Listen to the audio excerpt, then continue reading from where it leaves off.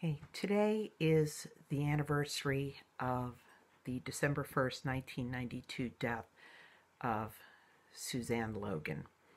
And Susanne's death is one of the ones that illustrates most clearly that there is a distinction between your normal pro-choice citizen and the abortion lobby.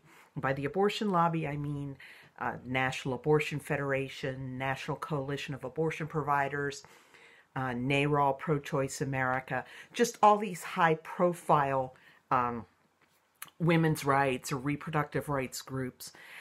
You have to remember, first of all, that they are largely funded by abortion clinics. And the interests of the woman and the interests of the clinic are not necessarily the same thing.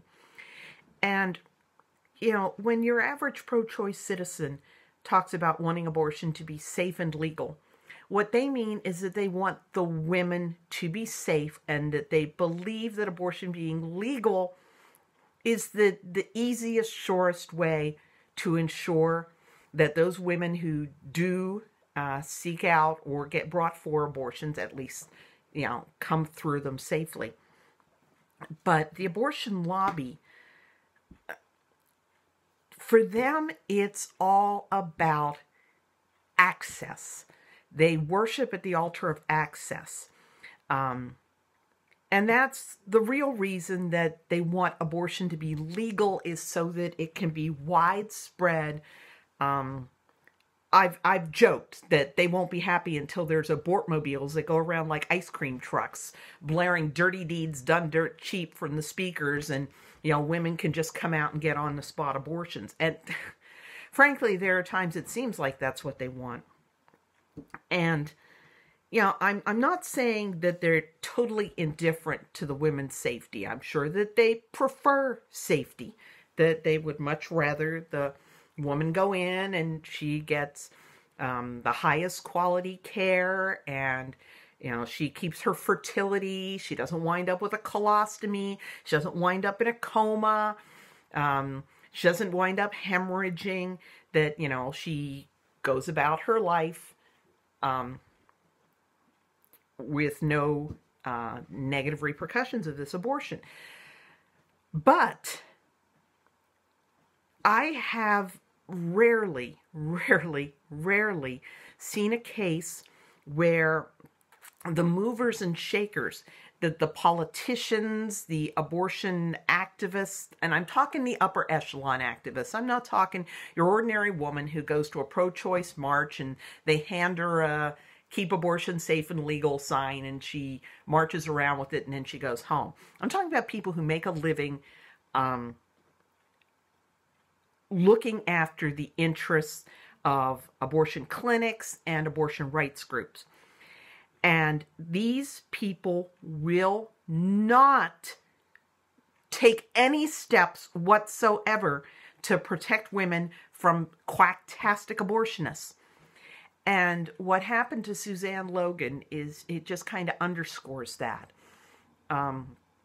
And this case was so bad, even 60 Minutes paid attention. In 1991, they actually did a show about what happened to Susanne.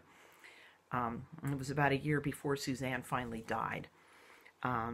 Susanne was from California, and she had moved to Maryland in 1988. And on September 9th in 1989, she went to Hillview Abortion Clinic. She was 13 weeks pregnant. And she did not know what other people knew, which was that this was a pretty quacktastic place. The abortion was performed by Dr. Gideon Kyoko, he was an independent contractor. So the responsibility was really just kind of scattered. Barbara Lofton owned the clinic. She passed herself off as a doctor. She referred to herself as Dr. Lofton. She wore the white coat. She draped a stethoscope around her neck. She independently contracted the abortionist. She independently contracted anesthesia. So by the time Kyoko walked into the room to do Susanne's abortion, somebody else had already knocked her out. The nurse was unlicensed. Let's just add that to the mix. During the abortion, the nurse noticed that Susanne's lips were turning blue, and she told Kyoko, and he just kept on with the abortion. There's no record that anybody had been monitoring her vital signs or anybody administered any oxygen. Somebody finally called an ambulance, and when the EMS personnel arrived, they said that the Hillview employees seemed very confused and didn't seem to know what they're doing. They had finally put an oxygen mask on her, but it was upside down, so it wasn't getting a tight seal, and she wasn't getting the oxygen she should be getting. In fact, she was absolutely lifeless. She was blue and limp and pulseless and not breathing. Now, the EMS workers did CPR. They got her heart started again, took her to the hospital, but Susanne remained comatose. She was transferred to a nursing home. 4 months after the abortion, she regained consciousness, but she was left paralyzed and unable to speak, and she had no memory of the abortion. And local pro-lifers visited Susanne. They bought her a Canon communicator, which was an expensive piece of equipment, so that she could talk. And if you go to my blog post about this, I found a picture today, a news article about her death, where her hand was just splayed like this. She had so little control of it, using that little Canon communicator in her room in the nursing home. When 60 Minutes interviewed Susanne in the nursing home, they asked her what she wanted, and she typed out to go home. Susanne sued in November 1992. She won her suit. She was awarded $2.6 million and $10,000 a month for life to cover her expenses. She won the suit in November. She died December 1st. She only ever got to go home to be buried there. And 60 Minutes interviewed Barbara Lofton, who was then head of the National Abortion Federation. And Lofton admitted that people at NAF knew how bad Hillview was, that they had unqualified nurses, that they had his doctor like Kyoko, who was a total quack, that, you know, Barbara Lofton's passing herself off as a doctor. They knew how bad it was, but they didn't say anything about it because they didn't want to see any bad publicity, and they didn't want anybody to try to take any action to close places like Hillview down. And here's the really telling quote from Barbara Radford, who was head of the National Abortion Federation. She said, "We want to make sure that women have choices when it comes to abortion services, and if you regulate it too strictly, then you deny women access to the service." What? Where this is good enough? Seriously? And this head in the sand attitude is something I've dubbed the Compton-Carr effect, after Janice Compton-Carr of the Florida Abortion Council. Council or Coalition? Council, I believe. Let me fix it. In 1989, the Miami Herald had done an investigation of an abortion clinic called Dadeland. They were reusing disposable instruments. The doctors were leaving the facility while the patients were still in recovery. There were no nurses on staff. The stirrups on the procedure tables were covered with blood.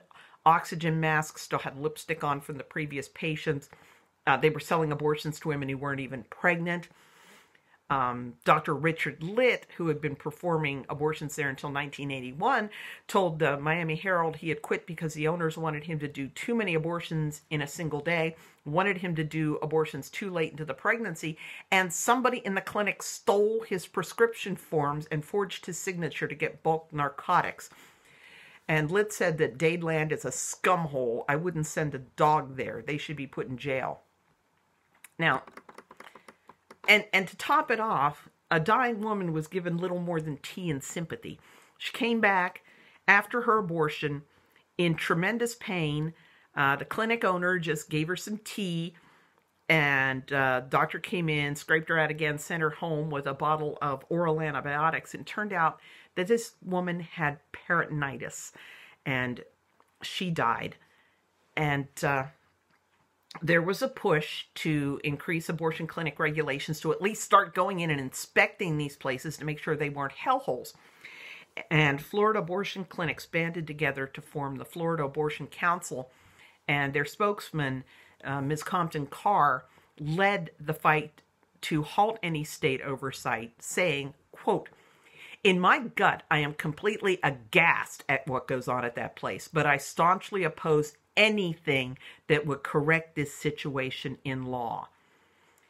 Actively opposed to taking the very steps that supposedly abortion was to be made legal so that it could be regulated, so that state inspectors would go in and make sure that this wasn't just being performed by a greasy old man in a coat hanger. And here we get barely a step up from the greasy old man in the coat hanger.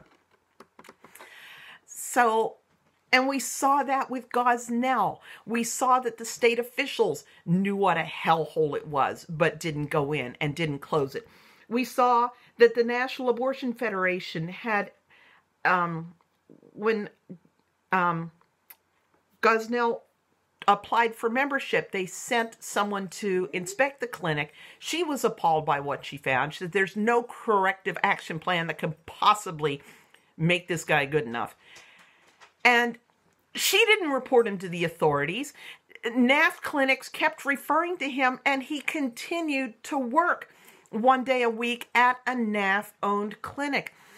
And I keep trying to tell my pro-choice friends, I'm not trying to convert you. I am not trying to get you to abandon your pro-choice principles. What I'm trying to get you to understand is that you cannot trust the abortion lobby. They are going to do things like cover up for Gosnell, cover up for Kyoko, fight regulation after what we saw at Dadeland. You know, when they say safe and legal, the safe is for the clinic. They want the clinic to be safe from oversight. They want the doctor to be safe from investigation. They want him to be safe from going to prison. They prefer that it be safe for the woman, but given the choice between her safety and making abortion look good, they're going to choose abortion over the woman every time.